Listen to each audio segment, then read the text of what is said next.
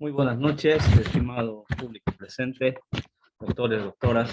Vamos a empezar con la tercera sesión del primer módulo de educación médica continua, organizada por la Sociedad de Terapia Intensiva Pediátrica Boliviana.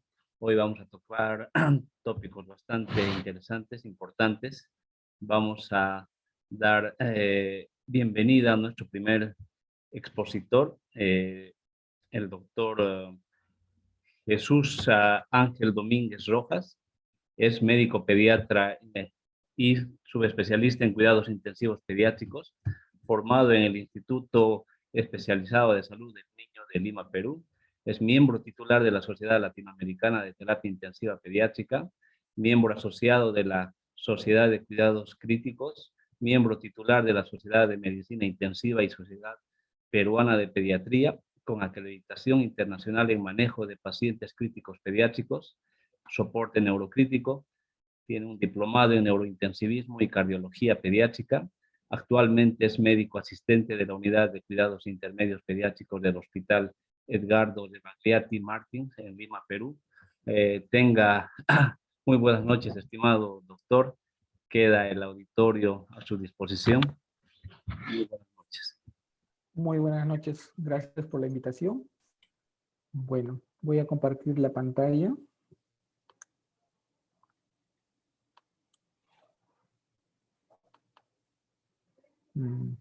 ¿Se ve bien? ¿Ahí?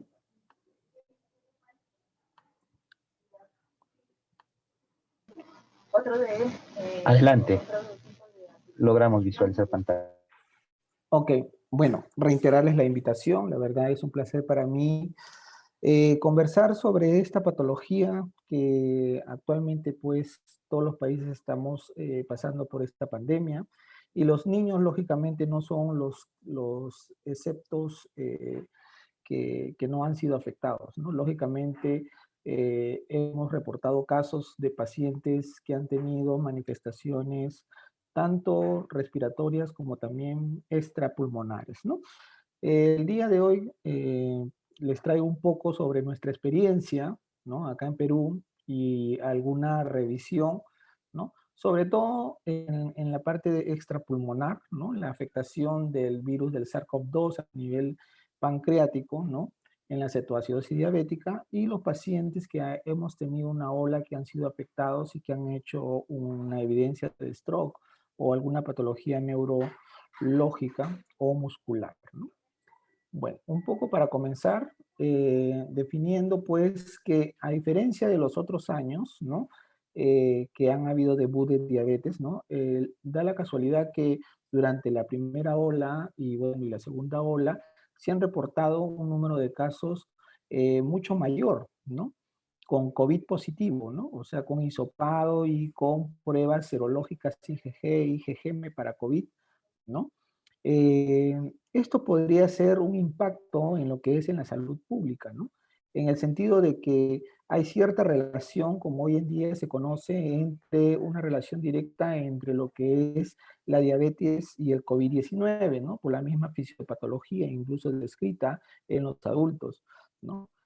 Así como también el impacto a nivel de la salud pública en el sentido de que las restricciones, así como el aislamiento de los pacientes y muchas veces la dificultad al acceso a los servicios de salud ha sido pues que estos pacientes con ya un diagnóstico preestablecido de diabetes no hayan sido pues monitorizados o controlados adecuadamente y pues lógicamente hayan hecho un debut o un desenlace de un debut de una cetoacidosis diabética, ¿no? Entonces, como ya les mencioné, van a tener cierta relación directa entre lo que es el COVID y la cetoacidosis diabética. Acá en el cuadro que les menciono, ¿no? En una relación en el servicio de endocrinología de marzo del 2020 a marzo del 2021, podemos ver acá según las edades, entre menores de 6 años, de 6 a 10 años y 11 años, ¿no? El porcentaje de los que debutaron con cetoacidosis diabética leve, moderada y severa, ¿no? Y aquellos pacientes que tuvieron un COVID positivo, ¿no? Lógicamente, hisopado positivo. Y en este lado, aquellos pacientes si bien es cierto, no han tenido hisopados positivos, pero han tenido pruebas serológicas, algunas con IgG positivo, ¿no? Cabe mencionar que dentro de lo que es la cantidad de pacientes que hemos tenido, ¿no? La gran mayoría, algunos eran procedentes, pues, de Venezuela, ¿no? Un poco para ver lo que es la relación bidireccional entre COVID y la diabetes mellitus. Como ustedes sabrán, el SARS-CoV-2 tiene mucha preferencia a lo que es a los receptores ECA2, ¿no? Y por lo tanto, estos se van a unir a través de las proteínas S, ¿no? Y al unirse a las proteínas S, estos entran al virus y a la célula y posteriormente producen la replicación del virus, ¿no? Es lo mismo que sucede a nivel de las células pancreáticas. En las células pancreáticas van a ser, sobre todo las células betas, tienen una gran afinidad por lo que es los receptores ECA2, ¿no? Entonces, este virus se va a unir y la entrada del virus lo que va a provocar es una disfunción de estas células beta pancreáticas, ¿no? Al haberse, lógicamente, con esta disfunción de estas células beta pancreáticas, va a haber una alteración, sobre todo en la disminución y en la producción de la secreción de la insulina, y estos granos de insulina, lógicamente, pues van a ser ineficientes y por lo tanto va a ser una hiperglicemia aguda. Mencionarles que un paciente con una cetoacidosis, con una diabetes mal controlada, la hiperglicemia o el estado hiperglicémico severo, lo que hace también es que repercuta mucho en un síndrome de lo que se llama un síndrome hiperinflamatorio crónico, ¿no? Que lo predispone a diversas infecciones, no solamente al SARS-CoV-2, sino que también se ha visto a otros tipos de virus, ¿no? Entonces, tener en cuenta que por un lado, la diabetes, si bien es cierto, es un síndrome hiperinflamatorio crónico que permite incluso la facilidad para que los virus puedan pues alterar el ritmo metabólico en el paciente, como también la acción directa del SARS-CoV-2 a nivel de la unión de las células pancreáticas a través de las células beta y por lo tanto producir una disregulación. Algunos casos publicados acá en Perú, bueno, este es un paciente de 11 años que tuvimos, un paciente de 11 años que ingresa con una historia de 15 días de evolución, ¿no? Con un cuadro respiratorio y posteriormente se agrega poliuria, polidipsia y una baja de peso de 10 kilos, ¿no? En una primera semana. Ingresa, como ustedes verán ahí, con las variables, con una glicemia previamente sano, ¿ya? Lo único de antecedentes que tenía este niño es que el papá y el abuelo eran COVID positivos, ¿ya? El niño, pues, lógicamente salió positivo también, tenía un hisopado positivo y una IgG y una IgM positiva, ¿no? Entre, entre los exámenes paraclínicos que podemos observar acá, él debuta con una glicemia de 600, ¿no? Una urea y una creatinina en aumento, ¿no? Así como también se le toma una gasometría, unos gases seriados, ¿no? Y como podrán observar acá, ¿no? Ingresa con unos gases menos de 7.1, ¿no? Inclusive con un bicarbonato en 4.2, menos de 15, ¿no? Del punto de corte, ¿no? Con hiponatremia y también con hipocalemia, ¿no? Con estos parámetros de ingreso, así como también las alteraciones a nivel de la acidosis metabólica descompensada que tenía, y lógicamente esto sumado al cuadro respiratorio, este paciente pues inicia rápidamente una fluidoterapia y posteriormente inicia una insulina en infusión, ¿no? Y vemos pues que tuvo glicemias fluctuantes, ¿no? Después de rápidamente instaurar la insulina, así como también la fluidoterapia, ¿no? Pero aún así persistía con un pH todavía menos de 7.3. Acá, sobre todo en Lima, generalmente lo que hacemos es mantenemos la insulina con la dextrosa hasta por lo menos que el paciente tenga un pH mayor a 7.4 con un bicarbonato mayor a 15, ¿no? Entonces, a pesar de eso, el paciente, si bien es cierto, pasaron los días y persistía con un pH bajo y todavía el bicarbonato persistía con 7,6, 9.2 o 10.8, ¿no? Entonces, este paciente recibió soporte ventilatorio porque Sumado a la acidosis metabólica, también se sumó una acidosis respiratoria por el compromiso pulmonar que tenía, ¿no? Incluso hizo una parada circulatoria y por lo tanto fue intubado, fue manejado mediante una vía aérea avanzada, ¿no? Y también recibió vasoactivos inicialmente, ¿no? Recibió, pensando en un edema cerebral, ¿no? Recibió osmoterapia, ¿no? Y acá, como ustedes pueden ver, acá la radiografía, podemos ver una radiografía pues en vidrio esmerilado, en parches, ¿no? Típico del paciente con un SARS-CoV-2, ¿no? Eh, Fue catalogado como un debut de una cetoacidosis diabética, ¿no? Tenía cetonas en orina, ¿no? Tenía cetosis, tenía alteraciones también a nivel de los leucocitos, a nivel de orina, ¿no? Y glucosas positivos, ¿no? Como ustedes podrán ver, ¿no? Entonces, este casito fue eh, muy emblemático en el sentido de que nos hizo pensar, ¿no?, que los pacientes con hisopado positivo y con pruebas serológicas positivas IgG e IgM y con un compromiso pulmonar existente, así como también criterios clínicos para diagnosticar en una cetoacidosis diabética en un paciente previamente sano, sin ninguna comorbilidad, ¿no? Salvo pues el contagio por el SARS-CoV-2, nos hizo pues publicar o nos incentivó a publicar estos dos casos, ¿no? Como se sabe, ¿no?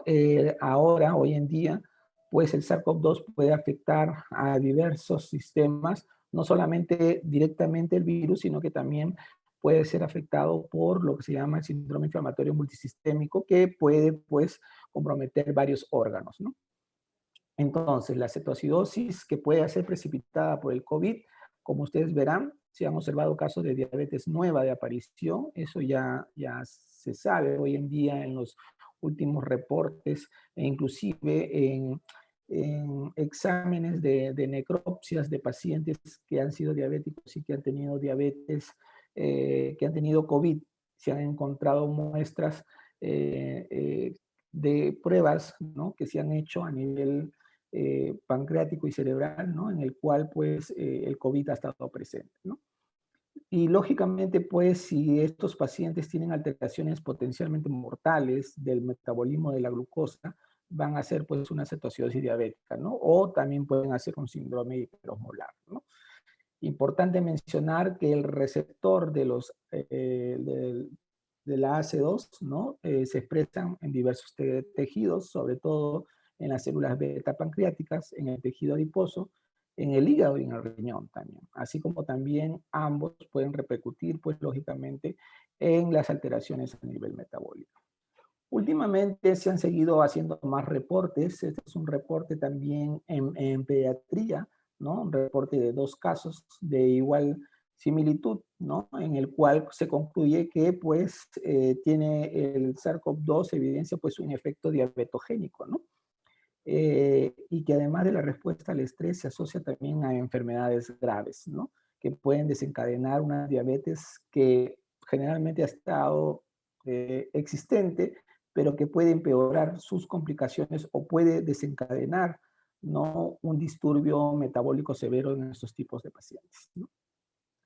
Importante mencionar que el páncreas, lógicamente, tiene una selectividad a esta infección, por lo mismo que ya se les mencionó, ¿no?, por la expresión de las células beta del SARS-CoV-2, ¿no? Y acá para hablar un poco sobre la fisiopatología de los pacientes que hacen COVID asociado a diabetes mellitus, acá podemos ver, pues, que el virus, como ustedes ya sabrán, ¿no?, la replicación a nivel pulmonar y posteriormente a nivel sistémico, ¿no?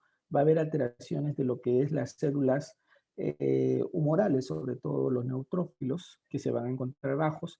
Aquí van a estar en un estado, lógicamente, hiperinflamatorio crónico, en el cual va a haber un incremento de la interleuquina 6 y esto, por lo tanto, van a producir una serie de tormenta de citoquinas.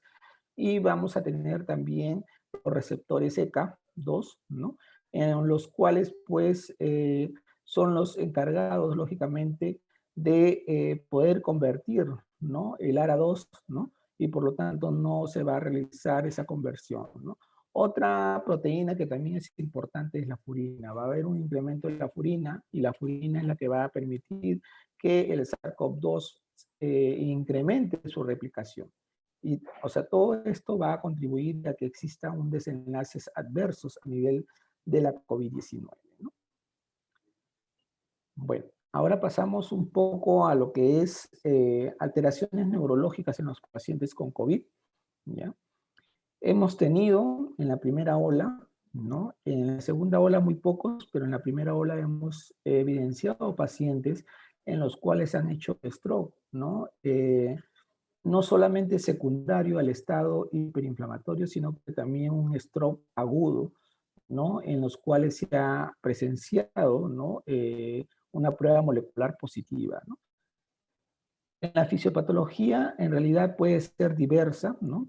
La injuria endotelial, sobre todo, se dice que este virus a través de las fosas nasales, del epitelio nasobronquial, lógicamente van a atravesar, ¿no? Una de las hipótesis que atraviesan la lámina cribosa, sobre todo a nivel perivascular y por lo tanto ingresan, ¿no? Al bulbo olfatorio y de ahí pues empieza el ingreso y van a invadir, ¿no? Van a tener un efecto neuroinvasivo a nivel cerebral, ¿no? El efecto directo, ¿no? Del virus. Lo otro es que pues, un poquito más alejado, pero si bien es cierto, también es una de las teorías en las cuales pues las inflamaciones parainfecciosas, ¿no? En las cuales van a haber alteraciones a nivel de la vasculatura eh, cerebral, ¿no? En los cuales pues a nivel de torrente sanguíneo va a ser invadido el virus y por lo tanto van a penetrar a través de la barrera hematoencefálica, ¿no? Y van a ingresar hacia lo que es la masa encefálica, ¿no? Y van a producir una serie de alteraciones. Y lo otro son las inflamaciones postinfecciosas por el SARS-CoV-2, ¿no? Como ya estamos viendo hoy en día, se reportan los casos de los pacientes que hacen alteraciones neurológicas post-COVID o quedan con alteraciones neurológicas post-COVID, como cefaleas, convulsiones, encefalopatías, edema cerebral o desmielinización, si es que estamos hablando. Acá para mencionarles simplemente en las nuevas revisiones, pues el SARS-CoV-2, lógicamente, va a tener una inflamación, sobre todo a través de un mediador que es la interleuquina 6, ¿no? En los cuales, pues, va a haber también elevación de forma, puede tener un efecto directo y puede tener un efecto indirecto. El efecto indirecto, lógicamente, va a ser mediado por las mediadores proinflamatorios y estos van a originar pues una elevación del dímero D, fibrinógeno, es también asociado a trombosis, ¿no? E incluso a activación de lo que es el sistema de coagulación intravascular diseminada, ¿no? De manera directa, pues lógicamente sabemos que en el cerebro también van a existir receptores de lo que es la vía AC2, ¿no? Y en los cuales también puede haber alteraciones y microtrombos a nivel de la disección de las arterias cerebrales e inclusive estos pueden tener tendencia a la hemorragia intracerebral. Un poco para mencionarles un caso, ¿no? El primer caso que tuvimos acá en Perú fue una paciente, ¿no? Que generalmente tuvo una edad de 13 añitos, ¿no? Con 15 días previos con síntomas respiratorios altos como tos, rinorrea, ¿no? Eh, lastimosamente esta niña llega tarde, ¿no? Ingresa al área de trauma shock, ¿no? Con un tiempo de enfermedad ya de 3 días, ¿no? Con cefalea a predominio derecho, ¿no? De 5 a 10 inicialmente, asociado a vómitos, y 4 horas, pues los padres evidencian cierta disartria, dificultad a la marcha, ataxia, ¿no?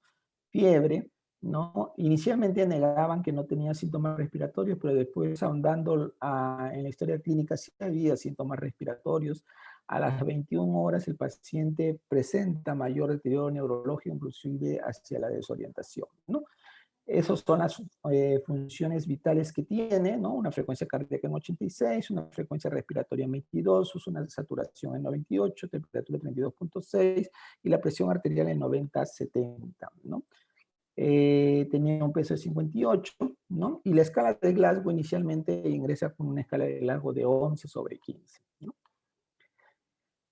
Entonces, ante esto, ¿no? Nos planteamos siempre una analítica y un examen tomográfico y un plan de trabajo con una probable punción lumbar, ¿no? Entonces, como ustedes verán acá, en los exámenes paraclínicos, tanto del ingreso y posteriores, pues no habían datos muy significativos, salvo el PCR que estaba en 4.98, ¿no? El dímero D no estaba tan alto, ¿no? Esta paciente, ¿no?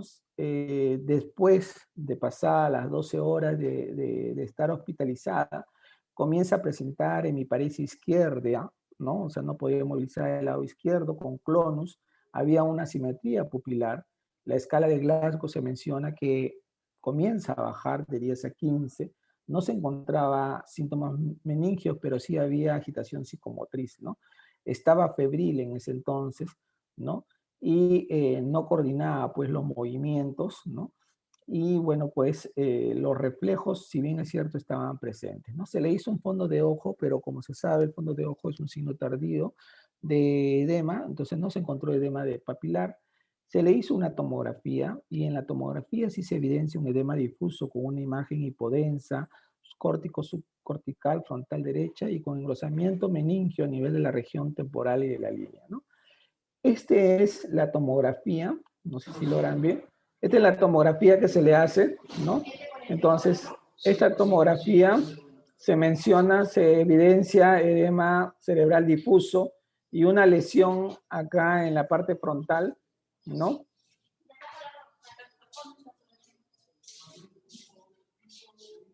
No sé si logran ver la imagen, ¿no? ¿No?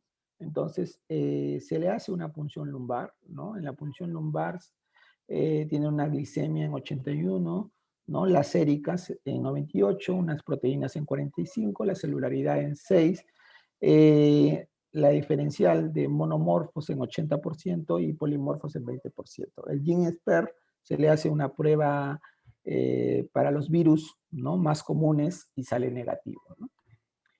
Como ustedes podrán ver en la tomografía, esta imagen es la que nos impresionaba, ¿no? Se evidencia un edema cerebral difuso con cisuras y espacios subaranoideos borrados con una región hiperdensa subcortical derecha y engrosamiento meningio en la región temporal y de la línea interhemisférica. Esta niña, conforme se fue deteriorando, hicimos neuroprotección, esta paciente fue intubada, ¿no? Ya la caída del Glasgow era en 8, ¿no? Recibió midafenta, propofol como neuroprotección y también norepinefrina en infusión. Inicialmente, pues, le dimos tratamiento como una MEC, pensando, pues, en cobertura también antiviral, ¿no?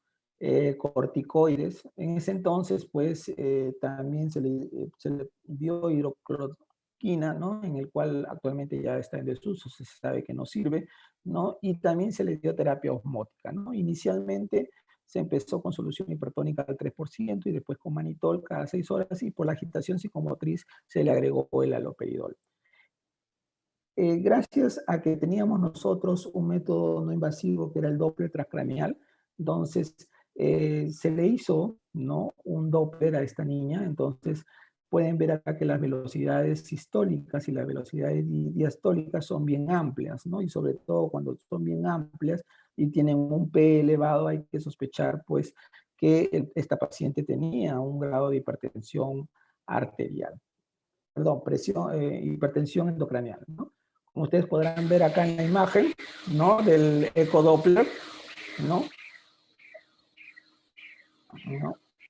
Este paciente, al tener la imagen anterior, ¿no? Recibe terapia osmótica con hipertónica al 3%, pero a pesar de eso, seguía con signos de hipertensión endocraniana, ¿no? Y se decide rotar a manitol, ¿no? Lo rotamos a manitol y vemos que posteriormente, pues, el pico sistólico, el diastólico se fue amortiguando, ¿no?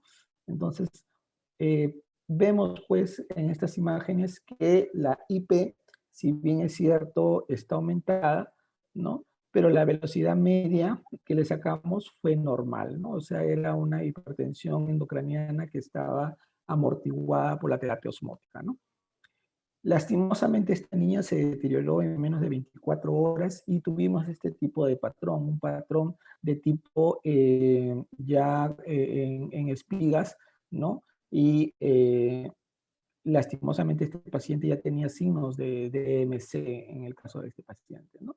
56 horas el paciente presenta deterioro clínico, presenta hipertensión endocraniana, Glasgow en 8, frecuencia cardíaca 50, hipertensión severa, y posteriormente hace una parada cardiorrespiratoria, ¿no? ¿En qué parte de este grupo de lo que es la hemodinamia cerebral estaba, lógicamente, inicialmente estaba acá, ¿no? Con una velocidad, alta velocidad normalizada, lógicamente, por la amortiguación de la hipertensión endocraniana, con alta resistencia, sin hipoperfusión, ¿no? Lastimosamente esta niña pues falleció, ¿no? Este es otro casito, que es un casito que también un niño de 13 años, pesa 70 kilos, tuvo una prueba serológica IgG positivo, 4 días de evolución, cefalea, vómitos, debilidad en extremidades, ¿no?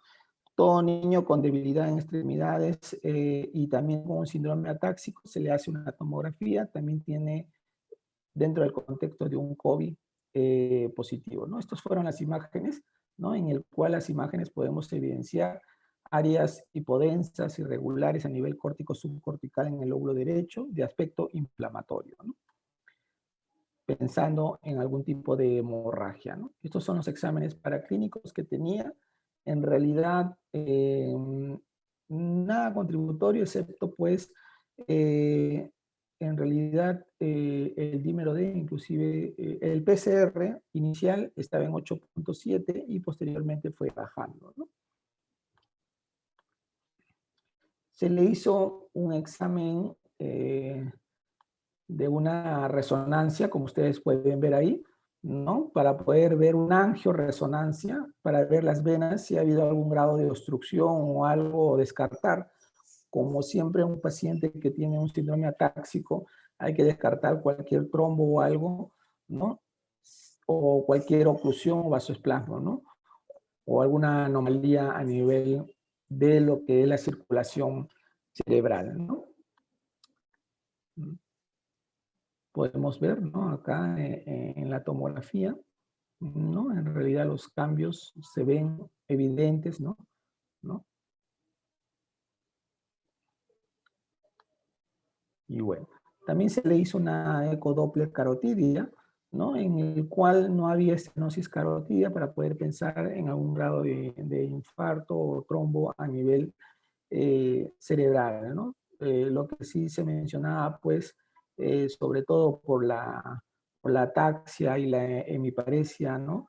En sospecha de infarto, inclusive los neurólogos sugerían utilizar enoxaparina, pero en realidad no se llegó a utilizar enoxaparina. Lo que sí se dio mannitol, ¿no? Este fue el estudio del líquido cefalorraquídeo que se realizó, ¿no? En realidad fue de aspecto transparente, glucosa en 52, proteína en 42.8, la celularidad en 40, ¿no? Se le hizo también un PCR para enterovirus, para herpes, negativo. Se le hizo una prueba molecular COVID en el líquido cefalorraquídeo. Salió negativo, pero sí se le hizo la prueba de anticuerpos IgG e IgM. La IgG y la IG, sobre todo la IgG salió positivo dentro de lo que es en el líquido cefalorraquídeo, ¿no? Como se puede ver acá, ¿no? La IgG y la IgM salió positivo, ¿no? En lo que era el estudio del líquido cefalorraquídeo, ¿no? Entonces, acá en resonancias, ¿no? Pudimos observar una imagen, ¿no? Acá, esta imagen, ¿no? Diferenciada, como ustedes podrán ver, una imagen diferente a la del otro lado, ¿no? una imagen que nos decía que estábamos ante un problema, ¿no? Acá podemos ver, ¿no? No sé si logran ver, ¿no? Diferente, ¿no? Al otro, ¿no? Y este paciente fue catalogado como un EMDA, ¿no? Incluso se le hizo una radiografía, una resonancia de la columna cervical, ¿no? Y en el cual, pues, podemos ver la diferenciación, ¿no? Sobre todo a nivel acá, ¿no? Como ustedes podrán ver a nivel de la médula, ¿no? ¿No? Y acá también, de la misma manera, ¿no? Toda la circulación, ¿no? La reconstrucción de la vasculatura, que también no evidencia ninguna patología, ¿no? Entonces, en este paciente fue catalogado como una encefalomielitis mieliniciante aguda por SARS-CoV-2. Fue evaluado, lógicamente, por neurología. Inicialmente tuvo una evolución tórpida, luego, posteriormente, fue diagnosticado como una encefalopatitis diseminada, ¿no? Inició pulsos de metilprednisolona por 5 días, así como también con aciclovir. Fue rápidamente evidente que la mejoría, sobre todo del compromiso muscular, mejoró completamente el tercer día de la terapia, ¿no? Y 15 días fue dado de alta con corticoides con prednisona, ¿no? Este niño en realidad fue catalogado como una encefalomielitis diseminada asociada a sarcópteros. En realidad fue muy adecuado, ¿no? Este otro caso fue el primer caso en realidad sobre lo que es stroke. Inicialmente en estos niños, pues en ese entonces no se conocía sobre lo que era el mix, ¿no? En el cual los colegas, bueno, publicaron este caso, ¿no? En realidad hizo una hemorragia intracerebral, ¿no? Era un niño en el cual, pues, tenía como antecedente de asma, ¿no? Hizo un cuadro aparatoso, hizo un cuadro de distrés respiratorio aparatoso y como ustedes podrán ver ahí, unos infiltrados intersticiales que posteriormente, pues, se evidenciaban con un deterioro, así como una cardiomegalia. En esa cardiomegalia se evidenciaba pues derrame pericárdico, ¿no? Había signos de taponamiento, la fracción de eyección llegaba a menor al 50%, entonces se drenó esto, el derrame pericárdico, ¿no? Obteniéndose 180 cc de líquido seroso, ¿no? Se llevaron a la muestra, ¿no? En los cuales solamente se evidenciaba pues que eran muestras compatibles a nivel inflamatorio, ¿no? ¿No? Cuando le hicimos una eco, ¿no? Como ustedes podrán ver ahí, ¿no? Después de haberse drenado, mejoró completamente la contractibilidad, ¿no? Todavía persistía un poco de derrame, ¿no? Pero veíamos que las cavidades aún así persistían dilatadas, ¿no? A nivel pulmonar también se le hizo una eco en el cual se evidenciaba, ¿no? Varias líneas B en la eco, ¿no? Que nos sugerían pues un edema agudo pulmonar con una disfunción miocárdica, ¿no? Que aún todavía persistía, ¿no? Este niño tenía soporte vasoactivo con adrenalina 0.3 y noradrenalina 0.2. ¿No? En lo que eran los exámenes paraclínicos podemos observar, ¿no? Que había cierta leucocitosis, ¿no? Tendencia a la leucocitosis inicialmente conforme pasaban los días, ¿no? Siempre se le mantuvo en normocapnia en lo posible, ¿no? Sus lactatos inicialmente estaban en 7.1 y después fueron bajando, y el bicarbonato siempre se mantuvo dentro del rango normal. La creatinina igual, la PCR estaba elevada inicialmente, ¿no? Y posteriormente al cuarto día y quinto día, 4.7, ¿no?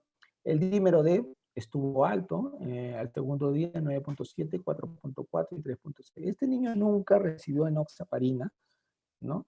Eh, Dentro del contexto, ¿no? Y con la presentación, este niño fue catalogado como un mix, ¿no? Y posteriormente, a las 72 horas, este paciente hace un stroke, ¿no? hace una tomografía, se le hace una tomografía y se evidencia gran hemorragia cerebral temporoizquierda con extensión sobre todo a los ventrículos con una ventriculomegalia, ¿no? Se le pone un sistema de derivación externa y lastimosamente pues no se hace fructífero, ¿no? Y este paciente lastimosamente fallece, ¿no?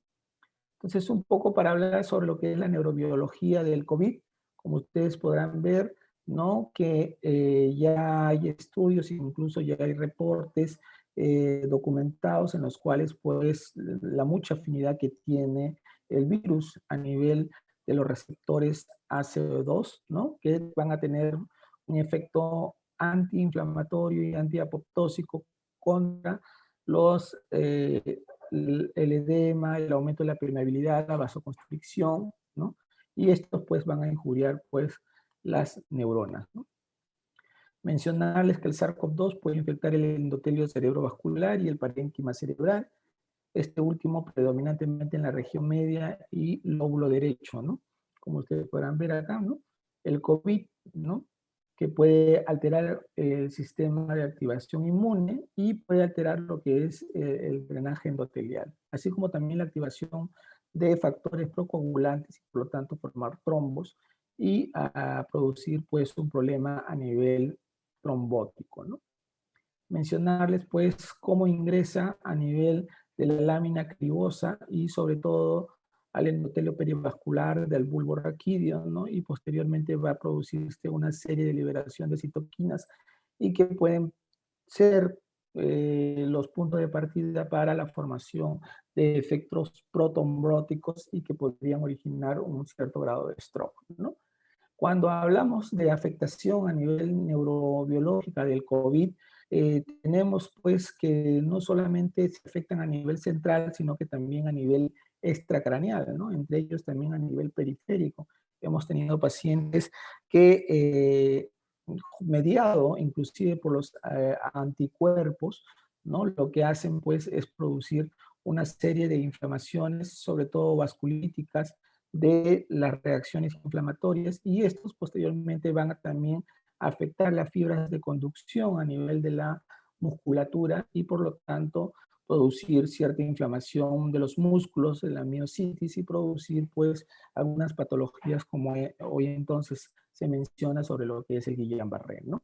Entonces, si bien es cierto, el mecanismo exacto del SARS-CoV-2 puede causar una hemorragia intracraneal, sigue también aún siendo poco conocido en pediatría, pero en adultos ya se ha documentado que inclusive pues tienen niveles más altos de angiotensina 2, los que van asociados a vasoconstricción y resistencia vascular periférica, y la vasoconstricción asociada con la supresión de los CK2 puede contribuir a la rotura inclusive de los vasos sanguíneos cerebrales, ¿no? Entonces, como ustedes podrán ver, la infección del COVID puede hacer una lesión infecciosa directa, pueden hacer una lesión por hipoxia, por los CK2, por una lesión inmune, ¿no? Y todos ellos pues producir pues una serie de alteraciones tanto a nivel de encefalopatía tóxico-metabólica, encefalitis viral y enfermedad cerebrovascular, ¿no? Entender que pueden haber ciertos grados, desde síntomas leves hasta síntomas severos, hasta llegar al stroke o la encefalitis, ¿no? El neurocovid lo divide según los estados, ¿no? Estado 1, 2 y 3, dependiendo, ¿no? En el estado 1 se sabe que el virus ingresa a nivel nasal y solamente pues produce ahí una serie de adherencias y liberación de citoquinas y ahí nomás queda, ¿no? Con síntomas de anosmia y síntomas pues a nivel de la lengua, ¿no? Alteraciones del sabor, ¿no? Conforme va avanzando este virus, pues va a haber alteraciones de inflamación, tanto de síntomas neurológicos como fatiga, hemiparesia, afasia, ataxia, ¿no? Alteraciones a nivel de los pares craneales y conforme va progresando la replicación viral puede inclusive pues, estar en un estado pues, inflamatorio severo con convulsiones, delirium, ¿no? Dolor de cabeza, alteraciones de conciencia y posteriormente en stroke, ¿no? Ahora, no solamente se ha visto en la parte pediátrica, sino también en la parte neonatal. También los neonatos se han visto afectados. En algunos reportes mencionan pues las alteraciones a nivel de los pares craneales, ¿no? Con neuroinvasión, ¿no? Y con problemas pues a nivel sistémico asociado, ¿no? Esta es una serie de casos, ¿no? Reportados en los pacientes neonatos y niños, ¿no? Sobre todo en las edades, ¿no? Como ustedes podrán observar ahí, ¿no? La hipotonía, las convulsiones, la irritabilidad y la hipertonía, ¿no? Y los test que se tomaron y las resonancias, ¿no? Para SARS-CoV-2. Esto fue un estudio que hicimos nosotros en nuestro hospital, ¿no? Que salió publicado una alta incidencia de stroke y mortalidad en los pacientes pediátricos acá en Perú. Tuvimos estos tipos de pacientes, como ustedes verán, fueron pacientes con hisopado positivo, con serología positiva IgG y IgM. Ustedes pueden ver la distribución diversa que puede tener esa hemorragia o el stroke, ¿no? De estos pacientes, ¿no? Estos son todos los casos que reportamos, los 11 casos con alteraciones diversas desde encefalitis, hemorragias con herniación, ¿no? Encefalitis con hemorragias subaranoideas, stroke con isquemias, ¿no? Encefalitis respiratorias, ¿no? Y hemorragia con stroke, PARS y mix, ¿no? Que podemos ver.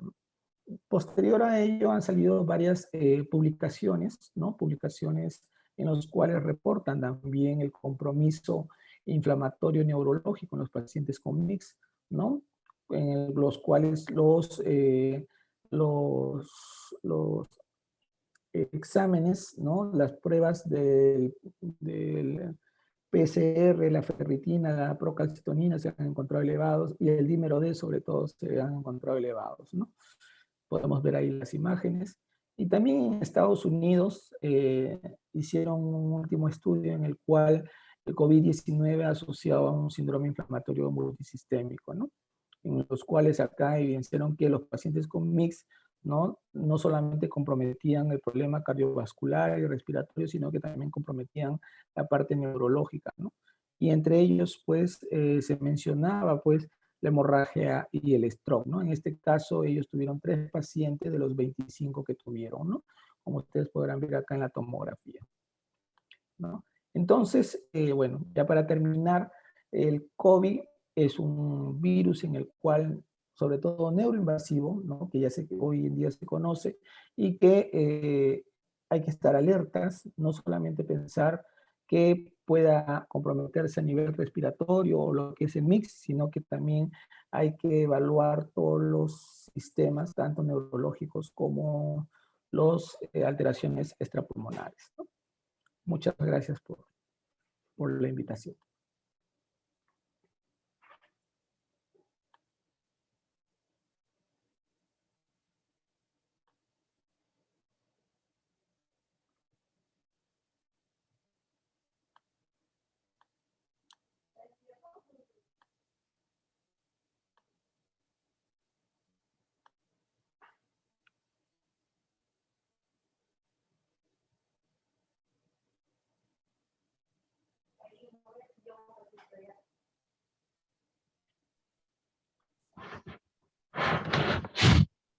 Queremos felicitar y agradecer al doctor Jesús Domínguez por su excelente exposición.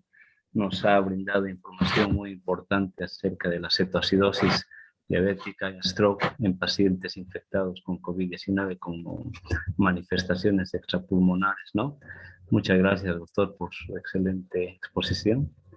Recordar al auditorio que ya pueden estar alistando las preguntas para el doctor Jesús Domínguez para cuando empiece la ronda de preguntas, por favor.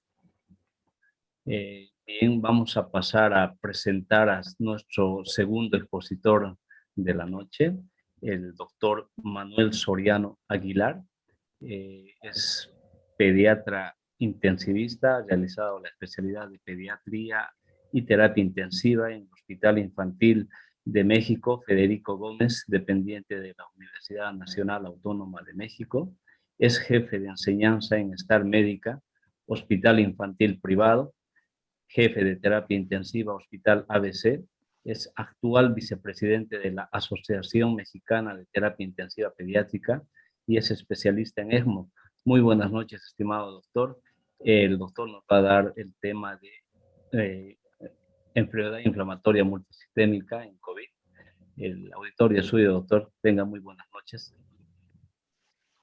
Hola, buenas noches. Pues antes que nada un saludo desde México y asimismo agradecer la invitación para poder platicar un poquito acerca de PIMS. En PIMS también quiero agradecer, somos un grupo alrededor de 16 personas que hemos intentado dar difusión acerca de esta enfermedad, tanto para la población general, para que ellos acudan a tiempo a revisión y a cuidados, así como también para los médicos de primer contacto, para que puedan referir a los pacientes oportunamente y así podamos tener un mejor diagnóstico. Este es el logo que nos caracteriza y pues bueno, pues iniciamos. Antes que nada, quiero decir que no tengo ningún conflicto de interés y vamos a hablar un poquito sobre la definición y el cuadro clínico. Recordando acerca de la etiología, pues todavía no sabemos cuál es. Es una sospecha de que es un síndrome inflamatorio postinfeccioso y es lo que actualmente más tenemos. Y asimismo, pues eso tiene una asociación temporal con COVID-19, es decir, no hay una evidencia de una replicación viral, es decir, no es un momento agudo, pero si hay presencia de anticuerpos de IgG. Esta es la característica principal. Está caracterizada por una desregulación inmunológica, es decir, se viene todo el sistema inmunológico, todo desregulado alrededor de 1 a 6 semanas. Desde el día 10 hasta el día 40, más o menos, es el pico mayor. Y pues bueno, hay una predisposición genética, es probable que sí la haya, que esto sea parte de los triggers. Perdón. En México, la RECAM Latina, junto con la RECAM Latina, que es un centro, o sea, se está haciendo este estudio a través de todo esto. En México estaban reportados hasta el 3 de abril más de 167 casos. Yo creo que ahorita estamos alrededor de los 210 aproximadamente. Y bueno, esta base de datos se ha ido actualizando y nosotros somos partícipes de ella. Pero también hay que recordar que muchos centros no están reportando sus casos PIMS, o sea, quedan muchos tal vez fuera, entonces probablemente el impacto todavía sea mayor. Y bueno, ¿es enfermedad de Kawasaki? Sí o no, porque tenemos choque, tenemos miocarditis, tendremos síndrome de activación de macrófagos. Esto puede ser una posibilidad o bien es una enfermedad Kawasaki-like que está caracterizada por inflamación multisistémica. Entonces, el Kawasaki, nosotros tenemos unas citocinas proinflamatorias, que es lo que hace distinto al PIMS o MISC, en inglés MIX, que sería una tormenta de citocinas. Más que nada, esta es la gran diferencia. Y asimismo, el detonante, pues aquí podemos tener infecciones, podemos tener virus, sistema inmunológico, algunas otras, o una predisposición genética, como ser descendiente asiático del este. Pero en PIMS, pues bueno, el trigger principal puede ser COVID, pero que también haya una predisposición genética. Esto todavía estamos en estudio. Ahora, definiendo el caso del síndrome inflamatorio multisistémico en niños y adolescentes, pues tenemos 3 principales, la de la OMS, la del Royal College of Pediatrics and Children Health y de la CDC. Estas 3, pues prácticamente tienen muchas peculiaridades o son muy parecidas. Las diferencias, pues van en que en la de la OMS, que es la que ahorita vamos a analizar, es de 0 a 19 años. En la de la Royal College no menciona edad. Y la de la CDC dice que menos de 21 años. Y pues finalmente la situación es de que ¿qué prueba te van a pedir para esto? La OMS prácticamente no te dice como tal una prueba de PCR, pero el Royal College dice los resultados de la prueba de PCR y SARS-CoV-2 pueden ser positivos o negativos. Te dice puede haberlo o no puede haberlo. Y asimismo, la CDC te dice no hay diagnósticos alternativos posibles y positivos para infección de SARS-CoV-2, es decir, no puede tener una PCR negativa o serología, pero lo que hemos ido aprendiendo es que definitivamente no es necesario tener una PCR positiva. Podemos tener inmunoglobulinas, pero muchas veces podemos tener inmunoglobulinas negativas y aún así tener el antecedente que estuvo en contacto con una persona con COVID y esto sea la causa de que esté desencadenando toda esta inflamación. Entonces, como decíamos, la OMS dice niño o adolescente de 0 a 19 años de edad con más 3 días de fiebre o igual, y 2 de los siguientes: exantema o conjuntivitis no purulenta bilateral o signos de inflamación mucocutánea oral, manos o pies, que tenga hipotensión o choque, datos de disfunción miocárdica, ya sea pericarditis, valvulitis o anormalidades coronarias, pero algo muy característico que hace diferencia del PIMS sobre algunas otras es la elevación del BNP o proBNP. Evidencia de coagulopatía y síntomas gastrointestinales agudos, diarrea, vómito y dolor abdominal. Ahorita vamos a ver un estudio que habla un poquito de esto, así como la elevación de reactantes inflamatorios, BCG, PCR o procalcitonina. Y hay que descartar inflamación secundaria a etiología bacteriana, es decir, siempre tenemos que tomar cultivos para descartar que no tengamos un choque tóxico por estafilococo, por estreptococo, ya que puede tener una similitud. Y la evidencia de contacto probable con un caso COVID, o sea, tan solo el contacto es suficiente, o una prueba PCR puede estar positiva, pero no es necesaria, y la serología, sobre todo la IgG, positiva. Y dentro de las manifestaciones clínicas, esta se la tomé a una de las compañeras que hizo esta tabla que es muy interesante. Pues bueno, las características de PIMS con Kawasaki, ¿no? Entonces el Kawasaki pues les da normalmente a niños menores de 5 años y aquí tenemos niños y adolescentes. El pico es alrededor de 7 a 14 años, pero ya tenemos un artículo que vamos a ver más adelante que está afectando a neonatos y hasta una persona de 24 años. Hay fiebre en los dos y aquí puede haber fiebre con datos de choque tóxico como si fuera un choque tóxico, irritabilidad en lo neurológico, aquí puede haber confusión, cefalea, alteración del estado de alerta y eso es algo que hemos visto. Les da un tipo de encefalitis aséptica. En los niños tienen una encefalopatía. La inyección conjuntival no supurativa igual a la linfadenopatía cervical puede ser igual. En el Kawasaki hay hiperemia faríngea, lengua en fresa y labios fisurados. Y en el PIMS solamente tos y puede haber requerimiento de oxígeno. Y pues bueno, podemos encontrar en el Kawasaki aneurismas coronarios y menos frecuente miocarditis y derrame pericárdico. Sin embargo, en PIMS lo vemos a la inversa. Vemos más miocarditis, valvulitis, derrame pericárdico, pero hay que estar midiendo las coronarias y de acuerdo al Z-score de las coronarias es como vamos a dejar nuestro tratamiento crónico. Y puede haber un exantema polimorfo y edema y eritema en manos y pies. Y aquí puede haber exantema, edema de manos y pies, pero algo extra es el dolor abdominal, la diarrea y el vómito. Entonces, la edad de presentación ya la habíamos discutido, pero algo característico es esto, los síntomas gastrointestinales. Asimismo, los marcadores cardíacos, proBNP y BNP y las troponinas se elevan, entonces hay que tenerlos muy en cuenta. Y la PCR, la proteína C reactiva, se eleva un poquito más. Y finalmente, los niños pequeños tienen un sistema inmune más entrenado. Entonces, digo, tal vez entre más pequeño, por eso es que estamos en el pico entre 7 a 14 años, pero puede ser, ¿no?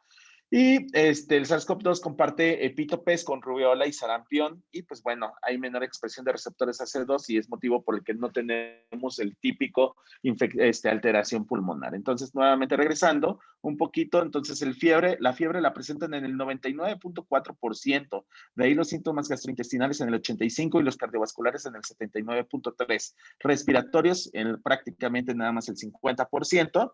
Y pues bueno, lo vamos a ver un poquito en personas masculinas, en niños masculinos con una diferencia no significativa. Este artículo hace una comparación acerca de los síntomas de COVID con los síntomas de PIMS. Entonces aquí incluyeron 394 pacientes, de los cuales 171 pacientes, o sea, 43% de la población, tenían PIMS y 223 solamente tenían COVID.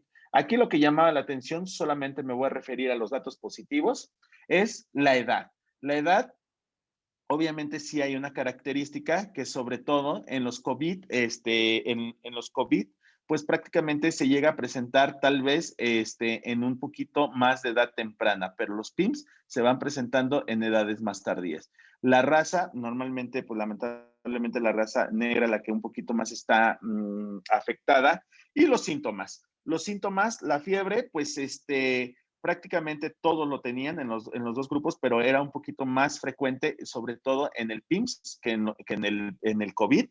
Entonces, PIMS puede presentar más fiebre. La náusea y el vómito es más frecuente en PIMS y no tanto presentan estos síntomas gastrointestinales en COVID.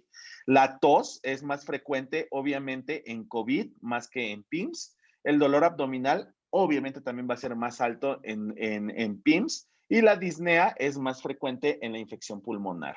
Cuando presentan 3 o más signos, prácticamente presentan un poquito más frecuentemente los niños con PIMS. Y las comorbilidades las vemos más frecuentemente en niños con COVID. Y más de 2 comorbilidades es exactamente lo mismo. Entonces, esto nos dice que podemos ver que los pacientes previamente sanos son más predispuestos a tener PIMS que los niños que tienen alguna comorbilidad. Y pues bueno, aquí de cuáles comorbilidades se pueden presentar más, pues podemos ver asma, bastante importante en COVID, más que en PIMS, pero no tiene una significancia como tal. Y los trastornos, los que sí importan serían los trastornos convulsivos, tienen más predisposición a tener COVID, así como las enfermedades crónico-pulmonares. Y finalmente, las infecciones bacterianas en orina se presentan más que nada en pacientes con COVID. Y finalmente, los riesgos de mortalidad pues son un poquito más altos en los pacientes de PIMS que en los pacientes de COVID como tal. Y bueno, hablando un poquito de la fisiopatología, si nosotros recordamos la fisiopatología normal, nuestro cuerpo cuando tenemos una respuesta inmune, por lo tanto nos lleva a esta hipótesis, tenemos más producción de interferón 1 y 3. Entonces el interferón 1 y 3 nos hace que tengamos anticuerpos y no tengamos esta descarga de citocinas. Esto nos puede llevar a una enfermedad moderada que podemos tener PIMS. Pero ya cuando tenemos un PIMS realmente severo, aquí ¿qué pasa? La respuesta del interferón es disminuida y tenemos esta tormenta de citocinas en donde predispone la interleucina 6 y las quimosinas. Entonces, puede ser una de las hipótesis que podríamos tener. Otra, pues finalmente en el estadio 1 entra la infección por SARS-CoV-2. En la fase 2, como no tenemos receptores AC2 tan frecuentes en niños, pues no tenemos tal vez un desarrollo de una neumonía, pero sí puede presentarse. Pero ¿qué pasa en la de fase 3? Aquí viene lo importante. Tenemos una activación de macrófagos que nos va a llevar a que las interleucinas se empiezan a manifestar y presenten una tormenta de citocinas. Y de aquí va a haber macrófagos, neutrófilos, monocitos y nos van a llevar a una respuesta hiperinmune. Y por otro lado, tenemos células B que nos van a dar células plasmáticas y esto nos va a llevar a anticuerpos. Y aquí, por tanto, es el éxito de la gamma-globulina porque actuaría en esta zona y nos puede impedir que esta respuesta hiperinmune pueda disminuir. Y pues finalmente nos da los síntomas que ya habíamos discutido. Entonces, ¿qué posibles mecanismos tenemos asociados? La falta de producción de anticuerpos neutralizantes, es decir, una respuesta inmunológica exagerada posterior a la exposición del virus. No hay anticuerpos neutralizantes que quieran detener esto. Una autoinmunidad desencadenada por un superantígeno, similar a la fiebre reumática o la enfermedad de Kawasaki, o un complejo mayor de histocompatibilidad clase 2 o predominio en afroamericanos. ¿Qué es lo que está pasando ahí? No sabemos esa parte de genética, la cual pues yo creo que se está estudiando grandemente, así como preexistencia de anticuerpos con neutralización de superantígeno de proteínas específicas, sobre todo de la proteína Spike. En la parte cardiológica, pues recordemos que hay una miocarditis por SARS-CoV-2 y una vasculitis posinfecciosa en este mismo síndrome. Asimismo, tenemos una población que creíamos vulnerable, eran los oncológicos en primer lugar y en segundo lugar los cardiópatas. Entonces, esta población vulnerable hay que tener mucho cuidado con ellos por la dilatación de coronarios que pueden desarrollar. Sin embargo, como ya lo vimos en el estudio anterior, las comorbilidades pueden presentarse más, sobre todo en el SARS-CoV-2, que en el PIMS. ¿Qué tendríamos que hacer de abordaje para esto? Pues primeramente la clínica, una radiografía de tórax, una tomografía de esto. Yo difiero un poquito de la tomografía de tórax. Tal vez no pueda ser tan necesaria, pero bueno, esto es lo que propone el artículo. Enzimas cardíacas, citroponina, electrocardiograma y el ecocardiograma. Entonces, de aquí, nosotros, ¿qué vamos a hacer? Entonces, en el electrocardiograma vamos a encontrar un PR prolongado. Esto es muy parecido a la enfermedad de Kawasaki. Casi todo lo que hay cardíaco de guía va a estar guiado sobre enfermedad de Kawasaki. Por eso es que algunas guías las han estado adaptando a esto, pero todavía se sigue tomando esta parte. Entonces tenemos el PR prolongado, los cambios en el ST y el T no específico, arritmias ventriculares, en algunos casos con miocarditis. Nosotros tuvimos uno justamente así. Y en el ecocardiograma, pues hay que ver las coronarias, la movilidad y función del ventrículo izquierdo, si hay insuficiencias valvulares o el derrame pericárdico. Ahora, el paciente llega y si es necesario pedirle un ecocardiograma, inmediatamente dependerá que si el paciente llega en estado de gravedad, pues sí, tal vez en las primeras 12 horas o en los primeros minutos, en las primeras horas, pero ya si el paciente llega con mayor estabilidad, tal vez podemos esperar las 24 horas primeras. Si vemos que tiene buena respuesta al tratamiento, hacemos un segundo ecocardiograma a la semana 2 y uno tercero a la semana 6. Pero si hay mala respuesta al tratamiento y el paciente todavía sigue con datos de inflamación, hay que hacer uno cada tercer día hasta que se detenga esta inflamación y podemos monitorizar tanto la función ventricular como esas coronarias. Y después, semanalmente por 4 semanas y mensualmente por 3 meses. Entonces, esta sería la forma de seguimiento. ¿Y qué secuelas cardiológicas tenemos? Dilataciones coronarias, aneurismas, lesiones valvulares, aneurismas gigantes, estenosis coronarias y hasta infarto agudo al miocardio. Y pues bueno, ¿qué riesgo trombótico tenemos? Primeramente, hay una disfunción endotelial por la misma inflamación, es decir, tenemos esta endoteliopatía y esto nos va a llevar a un estado de hipercoagulabilidad. Por lo tanto, recordando que vamos a tener una microangiopatía tal vez trombótica que nos va a llevar a un daño multiorgánico que nos lleva a la afectación a la microcirculación y este es el verdadero coco que vamos a tener. Los niños pues tienen baja incidencia de eventos trombóticos aún en pacientes graves, pero las guías de la ICTH, que son pues, las guías de trombosis a nivel internacional, pues dicen que si el niño tiene alto índice de sospecha, es decir, que tenga factores de riesgo, que ahorita les voy a poner una tabla, hay que iniciar la tromboprofilaxis. Entonces, recordando, nosotros tenemos el SARS-CoV-2. El SARS-CoV-2 nos va a llevar a una lesión endotelial y esta lesión endotelial nos va a llevar a la vía extrínseca con activación del factor 7 hasta llegar al factor 10 activado. Esto va a llevar al fibrinógeno, a la fibrina, y se va a empezar a formar los trombos. Pero asimismo va a haber alteración plaquetaria y esto va a llevar a que las plaquetas se estén depositando y va a haber mucho más riesgo de trombosis. Entonces, es por ello que nosotros necesitamos estar muy pendientes de la coagulación. El PIMS tiene mayor riesgo de trombosis que la infección por COVID-19, de cierto modo, y esto se debe a una respuesta inflamatoria exagerada.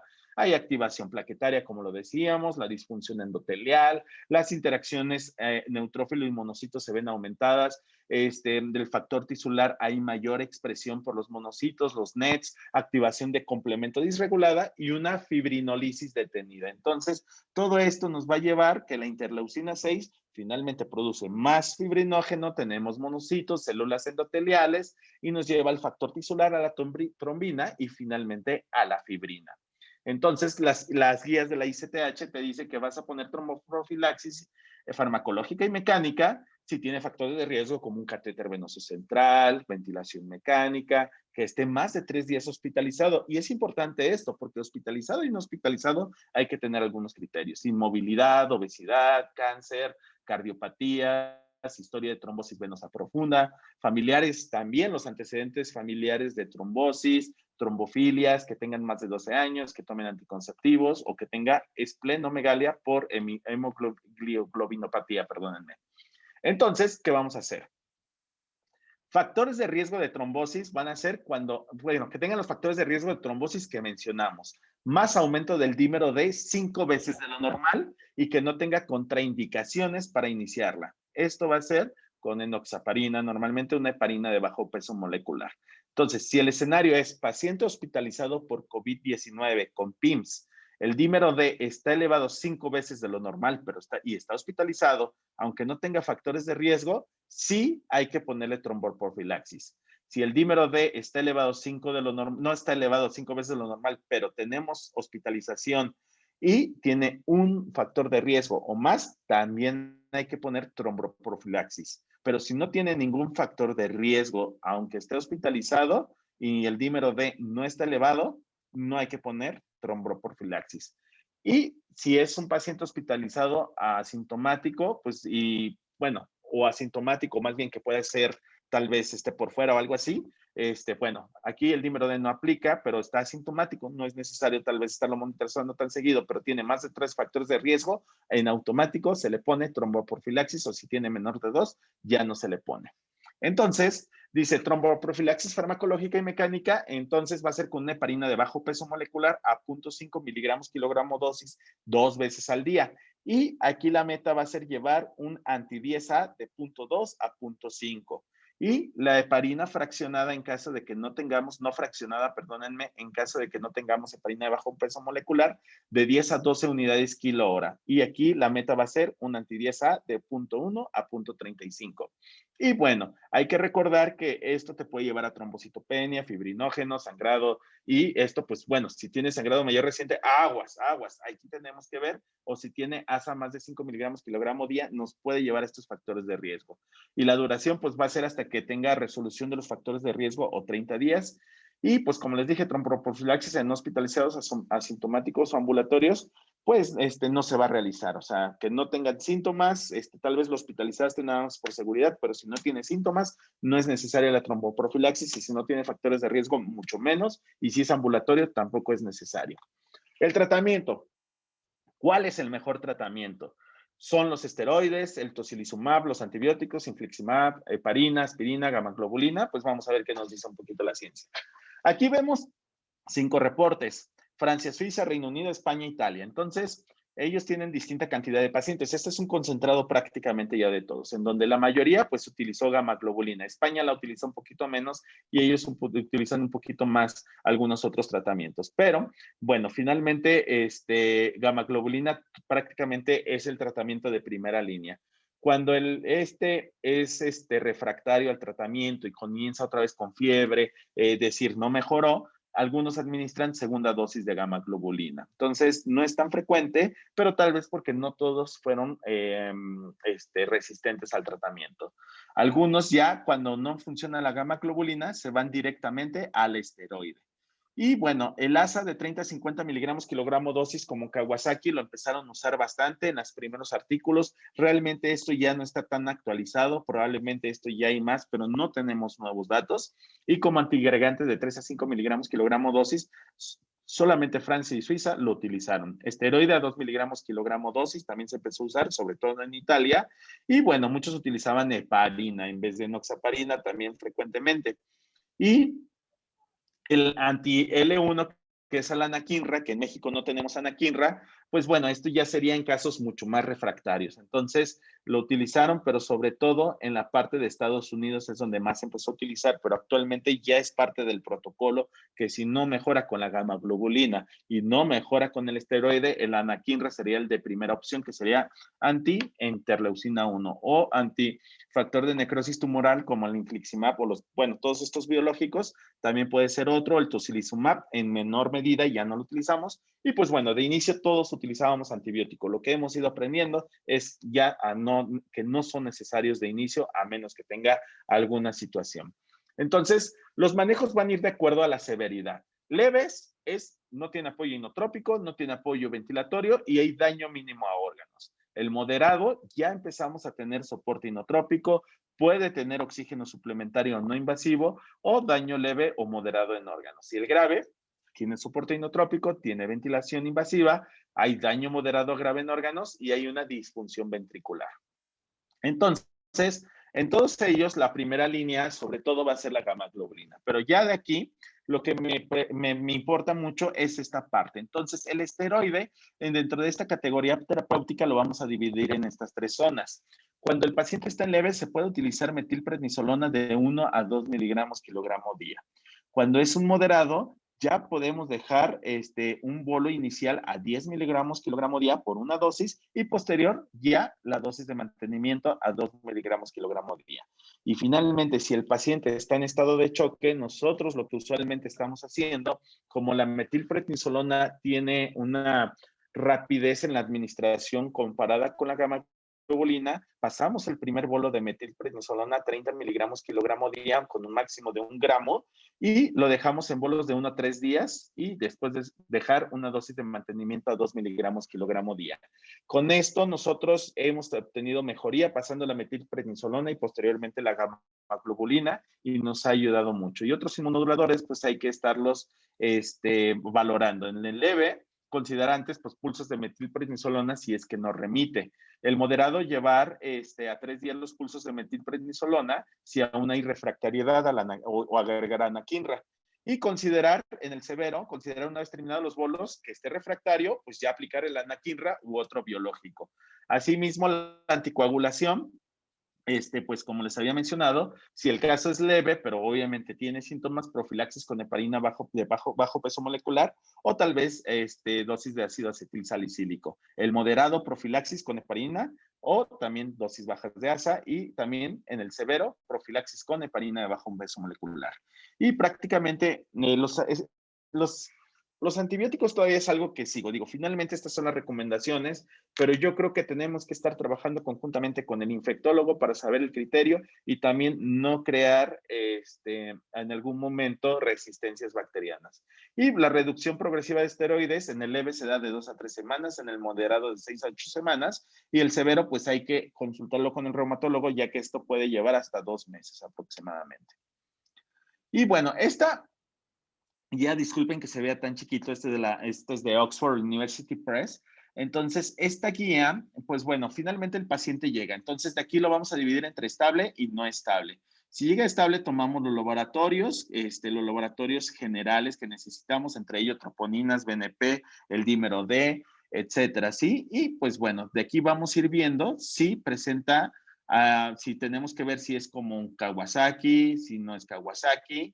Y de aquí vamos a ver, si el paciente se llega a deteriorar, se va a unidad de terapia intensiva. Si no, se va hacia piso y es donde vamos a realizar el ecocardiograma. Pero si está hemodinámicamente inestable, hay que tomar nuevamente los laboratorios y hay que estabilizarlo, administrar antibióticos, hacer una resucitación hídrica, administrar líquidos conforme lo requiera sin llegar a la hipervolemia. Si antes el paciente con 40 mililitros por kilo está ya hipotenso, a pesar de eso, y aunque a pesar de que sea vasoplegia, se prefiere usar vasopresor, ya que el índice de sobrecarga nos puede aumentar la mortalidad. Y pues bueno, entonces aquí sí es importante la interconsulta con cardiología de forma inmediata para saber en qué nos vamos a guiar el tratamiento. Entonces, considera el ecocardiograma y bueno, vamos a ver la presión, ¿no?, arterial. Entonces, si tenemos alta dosis de vasoactivos, como les había dicho hace rato, hay que administrar inmediatamente la metilprednisolona 30 miligramos por kilo y 3 días máximo y 1 gramo como dosis máxima. Si está a dosis moderada, una primera dosis a 10 miligramos y como les había dicho, después el mantenimiento a 2 miligramos kilo día. Y si tiene dosis baja de vasoactivos, dejamos aquí 1 a 2 miligramos kilo la metilprednisolona. Y si no tenemos vasoactivos, también la misma situación. No olviden dejar enoxaparina, determinar si necesitamos aspirina, o bien ver qué es lo que estamos haciendo, ¿sí? Y si no, la interconsulta con hematología para estar viendo esta anticoagulación. Entonces, continuar con lo de la gamma globulina y si persiste después 24 horas de administrada la gamma globulina, hay que interconsultar a reumatología para determinar si nuestro paciente no está requiriendo un biológico. Entonces, como les decía, no precisamente es que requieran antibióticos, se tendrá que ser muy juicioso en ello. Y pues bueno, pacientes con cultivos negativos o sin datos de choque tóxico o choque refractario, se va a suspender, se sugiere suspender el manejo antibiótico. Y pues bueno, la parte de choque, desde los primeros reportes que dieron, empezaron a ver que había una falla ventricular. Entonces vimos que había bastante falla ventricular, es una de las características, requieren apoyo vasopresor y apoyo inotrópico.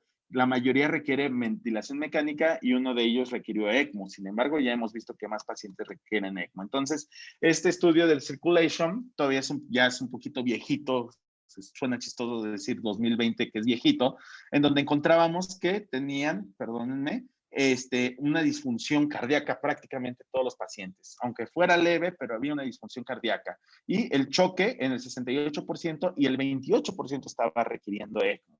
Lo bueno de todo esto es que a los pacientes les iba muy bien. Entonces, este estudio fue un estudio retrospectivo y un tercio de los pacientes tenían una función ventricular izquierda menor del 30%, 2/3 partes mayor del 30%.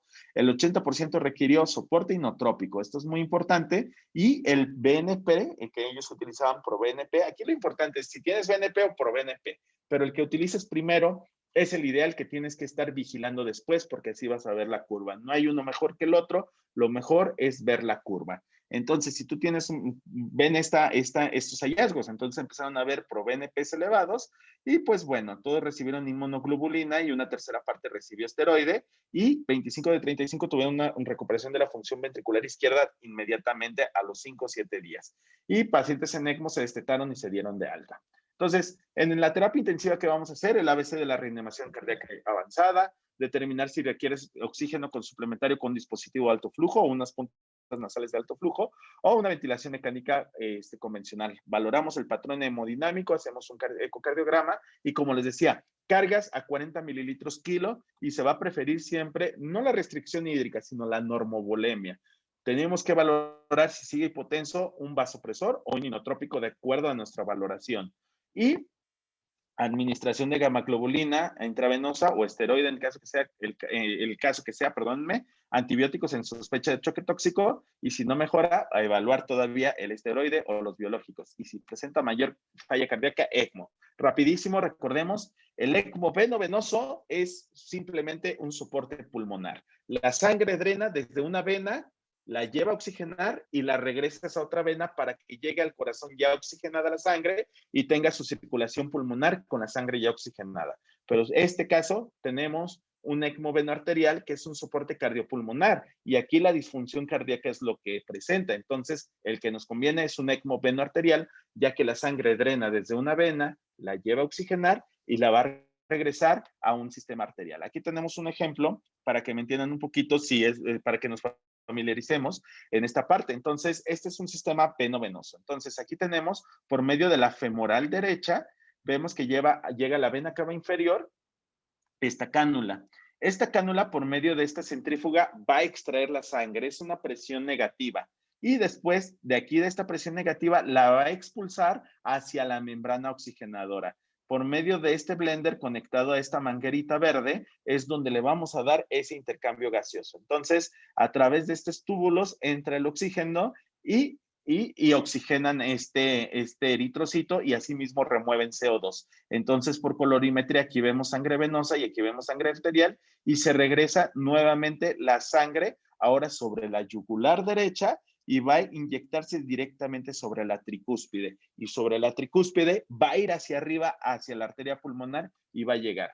Entonces, los niños con PIMS, con falla cardíaca refractaria, que tengan un score inotrópico elevado, que tengan adrenalina, norepinefrina más de 0.3, dobutamina más de 5 microgramos kilo minuto, vasopresina, milrinona, dopamina o un score aminérgico mayor todavía de 80, 60, 80, hay que estar considerando que estos pacientes pueden ser candidatos a ECMO. Entonces tenemos el apoyo vasopresor, tiene síndrome de bajo gasto cardíaco, no mejora, la hipotensión sigue ahí, tiene acidosis metabólica hiperlactatémica, es decir, ya el paciente está mal, ya está mal perfundido y hay anuria, pero sobre todo tiene buen pronóstico neurológico, hay que valorar la colocación de un ECMO venoarterial. Este es un paciente que nosotros tuvimos con una miocarditis post-COVID, con un PIMS, arritmias intratables, se les hizo 2 estudios de electrofisiología, no mejoró y el paciente fue sometido a ECMO ya que no era capaz de mantener el gasto cardíaco. El paciente le fue muy bien, se hizo una ablación epicárdica y con esto fue suficiente. Esta es la unidad que tenemos, aquí tenemos el ECMO y bueno, eran los primeros días que no sabíamos mucho del ECMO y teníamos un aislamiento total. Y pues bueno, el seguimiento, los criterios de alta va a ser que esté afebril por lo menos 72 horas, hay mejoría de los datos clínicos, mejoría de parámetros de laboratorio, tolerancia de dieta, evacuaciones normales y no hay datos de sangrado. Y se puede dar el seguimiento por pediatría en el consultorio o videollamada a los 3 días de alta. Con esto de la pandemia hemos aprendido mucho de las videollamadas y esos pacientes que ya conocemos y el seguimiento a la semana con reumatología pediátrica con los laboratorios basales para saber cómo vamos, una videollamada a la segunda semana con alta con reumatología y el seguimiento de hematología a las 2 semanas de alta si está con anticoagulación. Y los datos de alarma es que si tiene dolor abdominal, fiebre, diarrea, vómito, o sea, los síntomas gastrointestinales más la fiebre, dolor torácico, cefalea, equimosis o sangrado, hay que regresar al hospital. Y si tiene anticoagulación o antiagregación, no realizar deportes de contacto y restricción de actividades físicas por 6 meses si presentó miocarditis. Y seguir las recomendaciones del cardiólogo y continuar el lavado de manos, la sana distancia y el uso de cubrebocas. Y pues bueno, en esta situación, recuerden que en el seguimiento, el alto índice de sospecha son escolares adolescentes febriles con síntomas gastrointestinales, alta sospecha en paciente febril con marcadores de sangre de hiperinflamación, como la PCR, BCG, neutrofilia, hipoalbuminemia, el dímero de elevado, y hay que referir tempranamente tanto al reumatólogo como a todo el equipo multidisciplinario, intensivista, hematólogo, reumatólogo, cardiólogo, etcétera, y vigilancia estrecha de la función cardíaca. Y la prueba negativa de COVID no excluye PIMS. Y aquí les quiero presentar 2 artículos rápidamente. Este es un Kawasaki-like, más bien es un síndrome inflamatorio multisistémico pediátrico asociado a SARS-CoV-2 en un adulto. Este es un paciente, es un médico interno de pregrado que estaba en una sala de urgencias, tiene 24 años y había tenido COVID. Él dice, tuve anosmia, pero realmente nunca lo pensé. Y el paciente de pronto empezó a estar febril, empezó a tener todo el exantema y la conjuntivitis. Entonces le hicieron todos sus exámenes de laboratorio y dentro del ecocardiograma tuvo una función ventricular hasta el del 26%. Requirió apoyo inotrópico y el paciente finalmente le fue bastante bien, adquirió la misma línea de tratamiento que nosotros tenemos. La finalidad de dar este artículo es que la misma línea de tratamiento no cambió en el paciente adulto, fue la misma, gamma globulina y valoraron esteroides. Y asimismo, la parte neonatal, otra parte. Entonces, salió este artículo que habla sobre algunos casos de síndrome inflamatorio neonatal. Entonces, también asociado a SARS-CoV-2. Entonces, ellos empezaron a ver que algunos neonatos estaban teniendo. Entonces, lo primero que podemos tener los escenarios es una mamá positiva para SARS-CoV-2. El niño no se infecta, pero puede desarrollar un COVID tardío. Entonces, ¿por qué? Porque al nacimiento puede transmitirse esto. Asimismo, una mamá negativa, nace el bebé, pero los papás posteriormente se infectan y puede también tener un COVID tardío. Una mamá positiva que le pasa coronavirus a su bebé, tiene alto riesgo de desarrollar un síndrome inflamatorio multisistémico pediátrico. Una mamá positiva puede ser que no, pero una mamá positiva al nacimiento puede transmitir anticuerpos a través de la placenta y esto puede desarrollar un síndrome inflamatorio multisistémico neonatal. Entonces ellos estudiaron esta parte y pues bueno, hicieron sus criterios que prácticamente ahorita ya me pasa un poquito de tiempo que son prácticamente los mismos y ellos empezaron a ver dilatación aneurismática derecha e izquierda, empezaron a ver más aneurismas coronarios, empezaron a ver trombos dentro del corazón, otro trombo, y asimismo empezaron a ver todo el exantema que ustedes pueden ver aquí. Entonces presentaron este exantema y así como melenas. Algo que estaba llamando mucho la atención es que los niños que estaban naciendo con COVID estábamos teniendo esto. Y pues bueno, prácticamente ellos hacen su mismo tipo de abordaje y asimismo la misma línea de tratamiento. Estas son unas infografías que nosotros hicimos. Esta es una infografía para padres, para que ellos sepan qué es el COVID. Se dio a conocer en varios lugares aquí en México y esto fue para los médicos de primer contacto. Entonces, aquí lo importante es la difusión y entre todos podemos hacer mucho para que esto sea diagnosticado y tratado a tiempo. Esto no tiene fines de lucro, simplemente es una enfermedad que queremos que todo el mundo sepa que existe y que tengan los cuidados necesarios, porque entre más rápido sea tratado el niño, mejor pronóstico tiene. Este es el correo de PIMS México, donde nos pueden escribir y cualquiera de todos los que estemos les pueden contestar sus preguntas. Y tenemos un Instagram que se llama PIMS, @PIMS México. También nos pueden seguir ahí. Y pues sería todo. Les agradezco muchísimo. Queremos felicitar al doctor por la brillante exposición. Nos ha dado una información muy amplia, detallada de lo que es la enfermedad inflamatoria sistémica como complicación en pacientes infectados por COVID-19. Ha aclarado bastantes puntos, doctor, en el abordaje diagnóstico terapéutico, en las recomendaciones actuales. Le quedamos muy agradecidos, doctor. Muchas gracias. Queremos recordar al auditorio que ya estén alistando las preguntas para el doctor. Ya viene la ronda de preguntas, por favor. Ahora vamos a pasar a presentar a nuestros panelistas. Vamos a presentar a la doctora Janet Herrán Céspedes. Ella es nuestra primera panelista, es médico cirujano de la Universidad Católica San Pablo.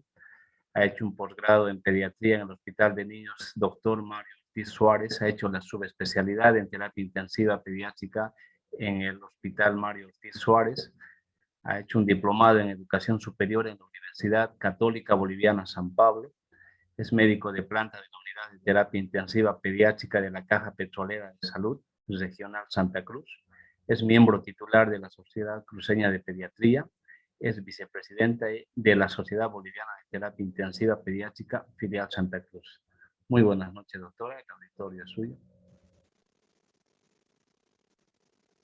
Buenas noches, gracias, doctor Hernán, por la presentación. Buenas noches a todos nuestros colegas que nos están acompañando en esta oportunidad. Y como dice el doctor Suárez, felicitar a nuestros expositores, el doctor Jesús Domínguez y el doctor Manuel Soriano, por sus excelentes presentaciones y más que todo darnos a conocer estos casos que ellos han tenido y el manejo que han hecho en estos pacientes. Bueno, esta es una enfermedad que nos ha tocado vivir a nosotros. Creo que es una enfermedad que todavía falta mucho por estudiar y tal vez vayan a haber todavía algunos cambios en los manejos de estas patologías. Por eso ha sido importante, creo que la Sociedad de Terapia tenga esta inquietud para que sigamos nosotros actualizándonos en los manejos de estas enfermedades extrapulmonares, ¿no? Ahora, hablando un poco sobre esta enfermedad en los niños, gracias a Dios, la mayoría de nuestros pacientes acá en Santa Cruz han tenido una presentación leve, asintomática, y obviamente algunos se han complicado en stroke por COVID, hablando con compañeros de las terapias intensivas acá de Santa Cruz, como fue Caja Nacional, Hospital de Niños, y aquí que nosotros también tenemos manejo de Caja Petrolera, unidades de terapias intensivas para pacientes COVID. Solamente se han reportado 3 casos de encefalitis en niños con una evolución favorable, gracias a Dios. No hemos tenido ningún paciente con ACV. Y sobre cetoacidosis diabética, sí les llegó a la emergencia del Hospital de Niños a sala de REA, una niña de 3 añitos con una cetoacidosis severa, con COVID positivo, con glicemias mayores a 600, un pH menor a 6.94 y un bicarbonato de 5. La verdad fue difícil manejo porque la niña se complica con una enfermedad pulmonar. Estuvo manejándose como de acuerdo a las guías de cetoacidosis, ¿no? Con soluciones salinas a 20 por kilo en la primera hora, y ya luego se va a lo que son las soluciones a 3.000 a 3.500 ml por metro cuadrado. Requirió goteo de insulina, pero gracias a Dios todo fue bien y la niña fue a casa. La verdad es que nosotros acá en Santa Cruz hemos tenido muy poca casuística, cetoacidosis diabética con COVID, cetoacidosis severa que ha entrado a terapia intensiva. Solamente hay ese reporte que fue en el Hospital de Niños, que es el hospital, creo, Centinela, que tiene mayor pacientes de COVID, ¿no? Después nosotros en lo que son Caja Nacional y Caja Petrolera no hemos tenido pacientes con estas patologías.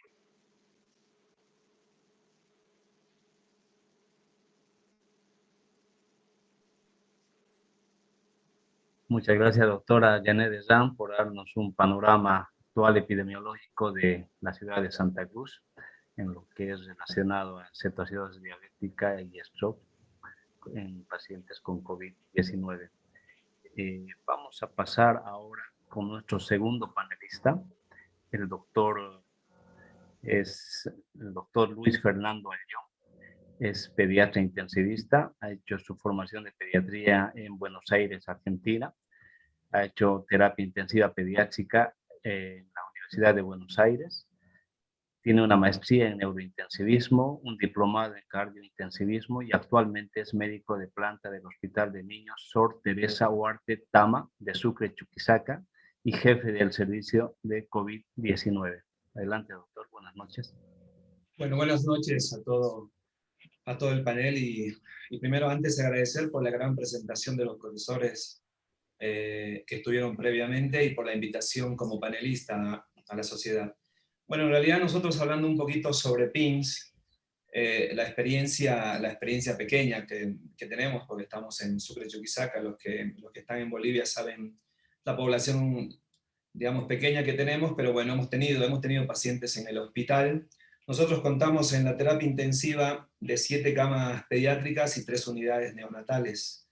Y en nuestro servicio en los últimos 2-3 meses hemos tenido 6 pacientes con este diagnóstico, de los cuales 4 en realidad fueron la clínica característica, laboratorial, con estudios secundarios, inclusive ecocardio, con todas las disfunciones características de la patología.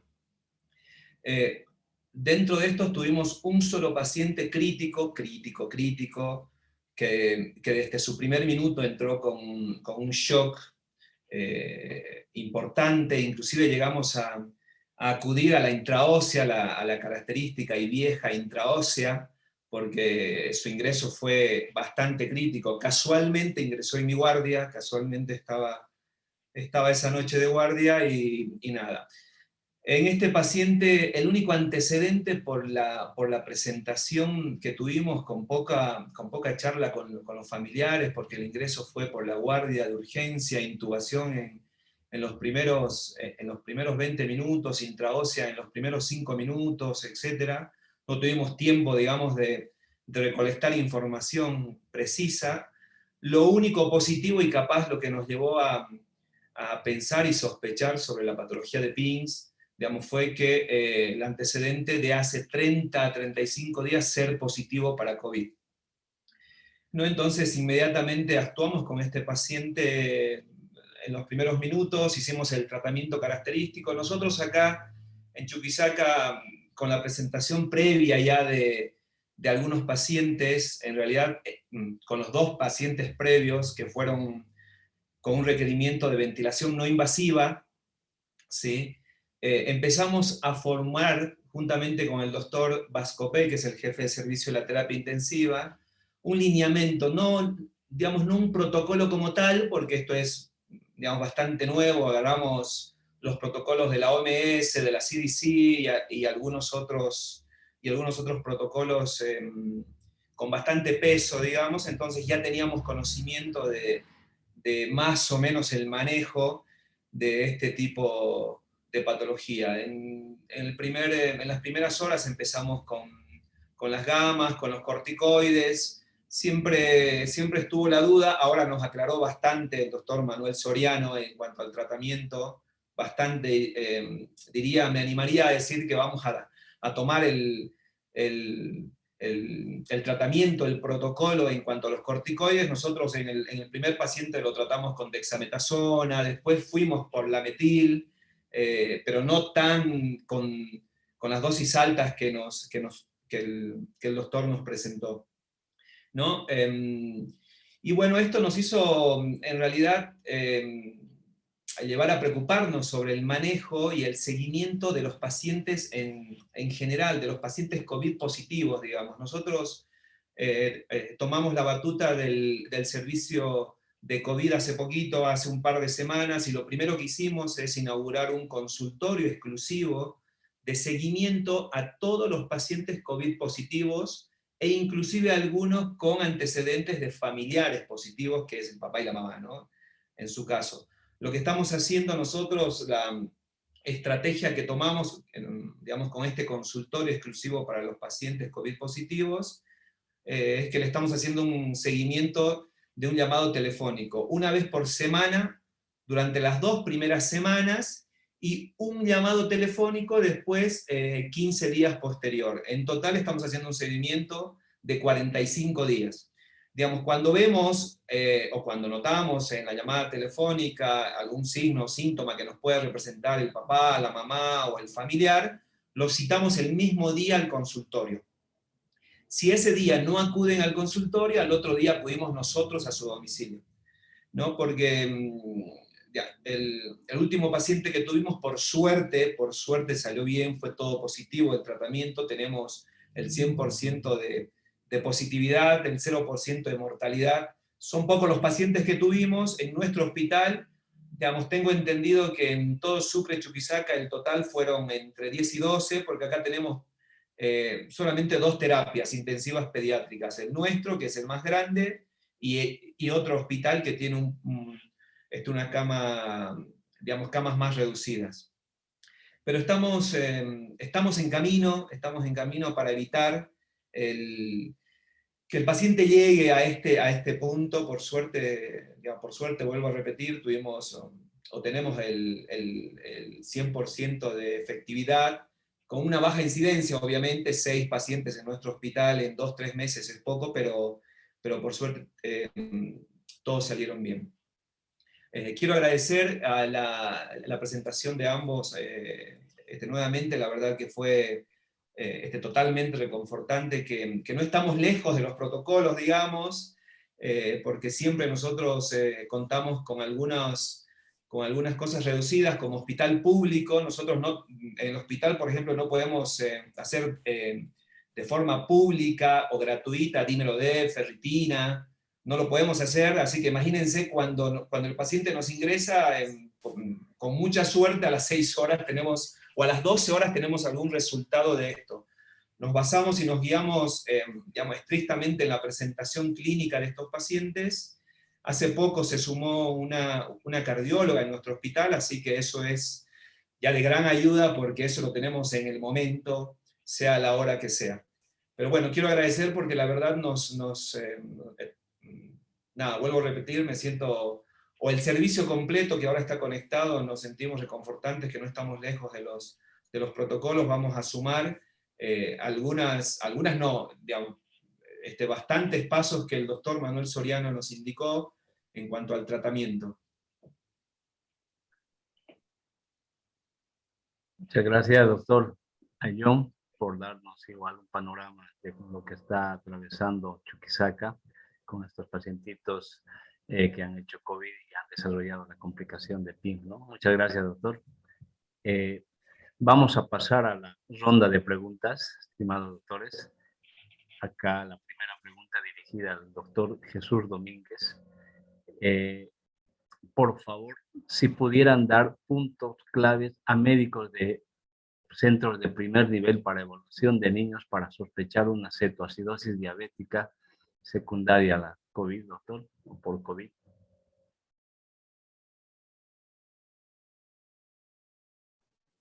Bueno, en realidad lo que nosotros nos hemos basado son los parámetros clínicos y laboratoriales que mencionan pues la sociedad de endocrinología, ¿no? Que el paciente tenga lógicamente un pH menor a 7.3 con un bicarbonato menos de 15, ¿no? Y cetonuria, ¿no? Son claves para poder hacer un diagnóstico de una cetoacidosis diabética, ¿no? Esto asociado pues a una infección positiva, un hisopado positivo molecular al COVID, ¿no? Que son los claves para poder ver, ¿no? Si el paciente es debut o no, y lo otro es que no tenga antecedente previo pues de diagnóstico de diabetes mellitus, ¿no?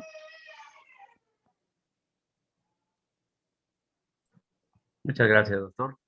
Pasamos a una segunda pregunta dirigida al doctor Manuel Soriano.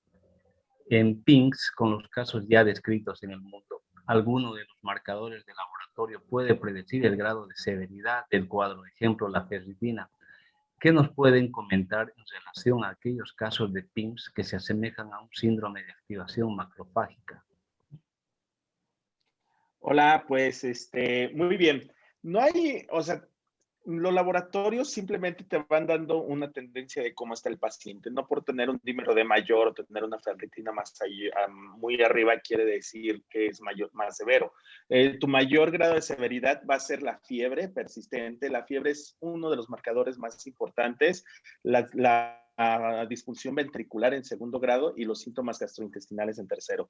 Entonces, si el paciente ves, y el exantema, perdónenme. Entonces, si tú ves que el paciente no está cediendo la fiebre, se te está deteriorando hemodinámicamente, está teniendo más hipotensión, que eso me refiero a la disfunción ventricular, tiene bastantes síntomas gastrointestinales. De hecho, muchas gracias, doctor Fernando Ailón, antes que nada, por todos los comentarios. Y dentro de la experiencia acá que hemos tenido es que los pacientes con síntomas gastrointestinales, así también nos pasó las primeras veces. Las primeras veces, híjole, los pasábamos a quirófano, el apéndice salía blanca. Los pasábamos a quirófano, no salía nada. Salía si acaso un poquito de líquido libre, pero realmente no teníamos nada. Entonces, los síntomas gastrointestinales también es una parte principal ahí. Lo que sí hemos visto, y aquí tal vez no me meto en el grado de severidad, es que los niños hacen la vesícula un poquito más engrosada. Y en dos de ellos, hemos requerido quitar la vesícula porque se dilata muchísimo y no mejora y bastante gruesa. Y por último, el exantema. Tú ves que está apareciendo el exantema.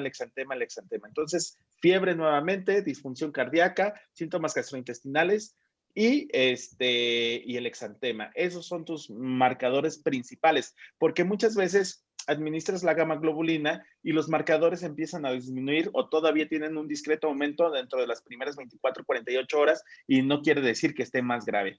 Tu clínica aquí va a ser lo que va a mandar. Muchas gracias, doctor. Una nueva pregunta dirigida al doctor Soriano.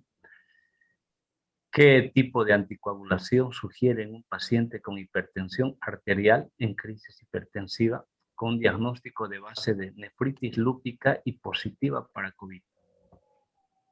Wow, esta sí es una pregunta muy interesante y muy especializada, la verdad.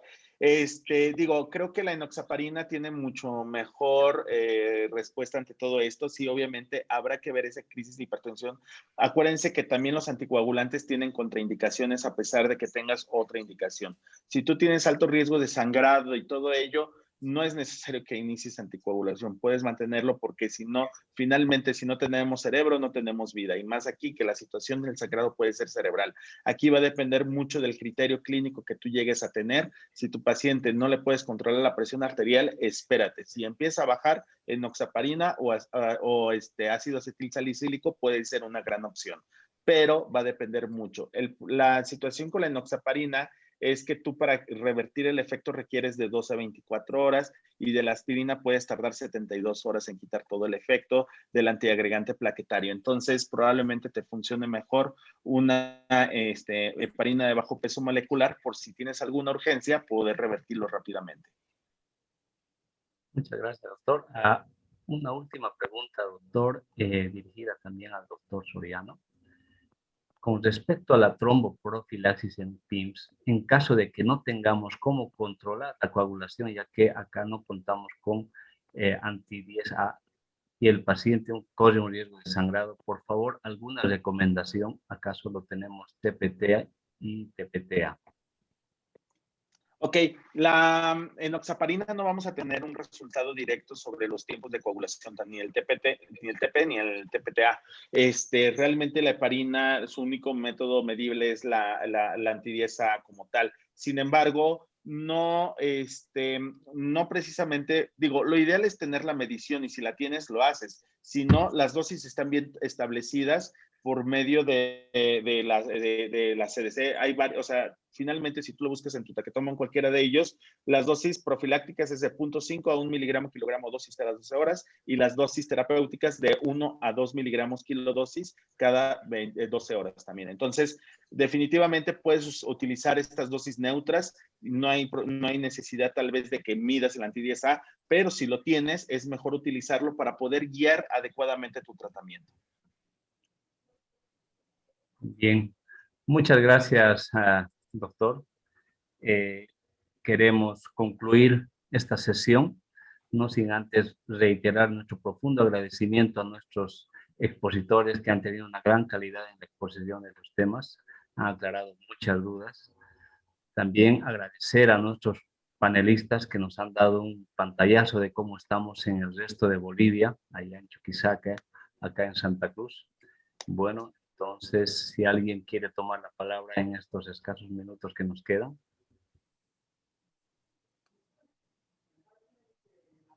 Solamente desde México agradecer la invitación, asimismo lo que requieran de PIMS, tenemos el grupo y si un día quieren organizar una charla con reumatólogos, con más personas, hematólogos, con mucho gusto la organizamos. Así, digo, es una presentación que ya tenemos neutralizada. Cada día se va mejorando lo que vayamos pudiendo, pero podemos sacar más dudas. Siéntense en confianza de poderlo realizar y estamos para servir lo que necesiten. Bien, muchas gracias, doctor. Entonces, damos por concluida la sesión de hoy. Entonces, que tengan muy buenas noches y reiteramos nuestro profundo agradecimiento, doctor, panelistas, expositores, público presente. Hasta la próxima sesión. Muchas gracias a ustedes.